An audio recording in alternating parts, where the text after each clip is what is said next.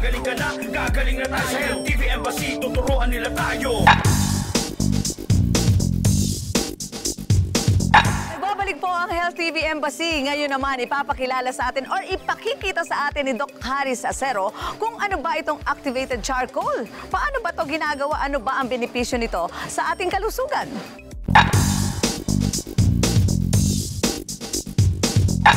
Alam niyo ba na ang uling ay hindi lamang ginagamit na pang-ihaw o kaya naman pangtanggal po ng mga amoy-amoy sa ating mga refrigerator? Well, good morning mga ka-Health TV Embassy. Ngayong araw, pag-uusapan natin ang importansya po ng uling para po sa ating katawan at para po sa ating kalusugan. Una-una po, na makita niyo po, ang charcoal po natin ng uling ay pwede po naka-powdered form o kaya naman po mga nakakapsula. Pero ito po ay iba sa mga ginagamit po nating pang-ihaw po sa ating pagkain. Ito po ay nag-undergo po ng iba't ibang proseso. Meron po yung physical process at meron po yung mga chemical process po. Magsisimula po yan sa pagkasunog. Siyempre, tututukin po natin yan, uulingin po yan at tutuyuin lalo. And then mag-undergo po ng process po kung saan yung mga chemical properties po ay tatanggalin. Then siyempre po, makakalason din po yan sa ating katawan. Ano po ba ang pinaka-function po ng activated charcoal sa ating katawan? Ito po ay importante para po i-absorb yung mga toxins po sa ating katawan. Sa nagmumula, sa ating po mga kinakain, sa ating po mga iniinom, o kaya naman po sa paligid po natin. Alam niyo po ba, ng hangin po ay napakaraming toxins po yan na pumapasok po sa ating sistema. So nakakatulong po ang activated charcoal po para i-absorb po yung mga yan. Hindi lang po, syempre po, pag nakain po tayo ng mga panis na pagkain, o kaya naman po yung mga may lason, o hindi po maganda sa ating tiyan, ito pong charcoal ang nakakatulong. Kahit po sa hospital, ina-administer po ito sa ating katawan para po ma-absorb po yung iba't ibang mga chemicals na nagkukos po ng problema. Pag-usapan natin kung paano nga ba ginagamit po sa ating katawan. So pwede po yung inumin, pwede po naka-powdered form o pwede po naka-kapsula. Ito po yung sikat, no? Bago po ito at ginagawa rin po ito sa mga spa, ito po yung tatawag po nating charcoal bath therapy. Ibig sabihin, ginagamitan po ng uling yung ating pampaligo.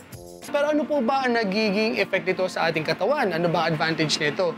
Kapag kayo po ay lumublob sa isang maligamgam na tubig na may activated charcoal, dagdagan pa po kung meron po kayo ng Epsom salt, ito po ay napakaganda para po pang-absorb ng toxins palabas po sa inyong katawan. Una-una, maligamgam po ang tubig, magbubukas po yung pores ng skin po natin. Ang properties po ng adsorbent is to absorb away or out from the body.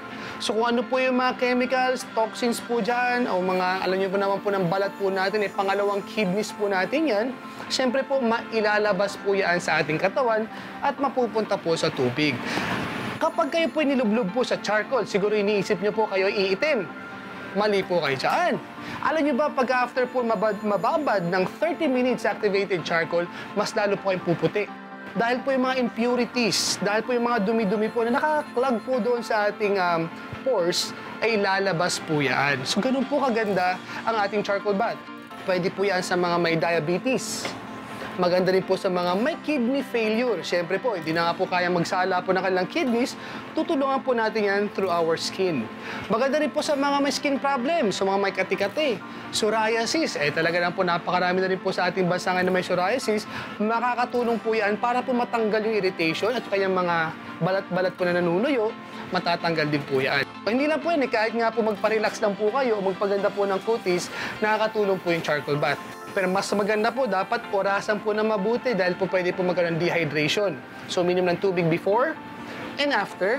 At magbanlaw po kayo ng running water lang po para po mag-close yung pores ng skin po natin.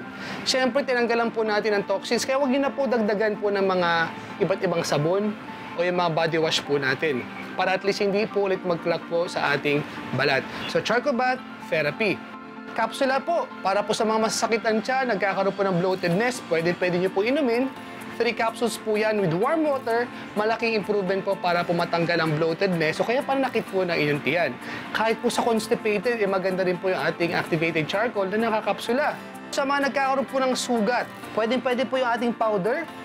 Linisin lang po yung sugat. Kung kaya po ninyo linisan po ng dahon ng bayabas, di ba? Kasi antiseptic po yan.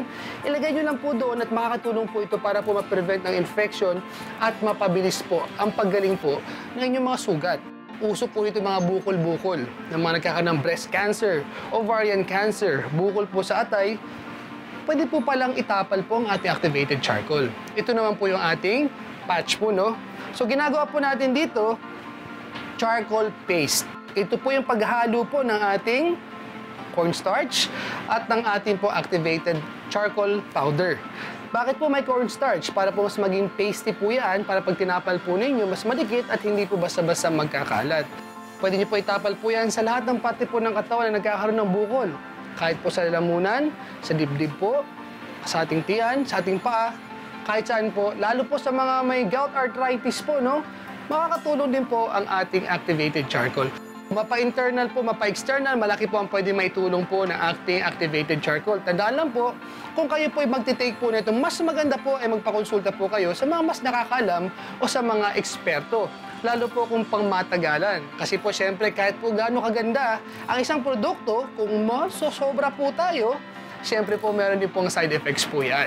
Kaya tandaan po, para po sa iba't ibang problema, ang uling po ay hindi lamang panluto. Ang uling din po ay maganda rin po para sa ating katawan.